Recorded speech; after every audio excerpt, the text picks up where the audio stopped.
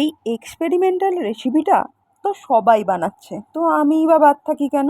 আর খেতে তো ভীষণ ভালোবাসি, তাই একটু এক্সপেরিমেন্টালভাবেই বানিয়ে নেওয়া যাক। তার জন্য নিয়ে নিয়েছি ছোটো দানা সাবু। সাবুটা ভালো করে ধুয়ে নিয়েছি, ধুয়ে নিয়ে একটু জল দিয়ে ভিজিয়ে রেখেছি, কারণ সাবুটা যাতে ভালোভাবে ভিজে যায়। আর অন্যদিকে নিয়ে নিয়েছি দুধ। দুধটা কিন্তু আমি অল্প করে এক্সপেরিমেন্টালভাবে বানাবো বলে আমি অল্প, মানে 500 গ্রাম মতো দুধ নিয়েছিলাম। আর দুধটা ভালো করে জাল দিয়েছি এবং তাতে দিয়ে দিয়েছি আমি অল্প এলাচ আর তেজপাতা, আর তার সাথে দিয়ে দিয়েছি একটা আমুল দুধের প্যাকেট।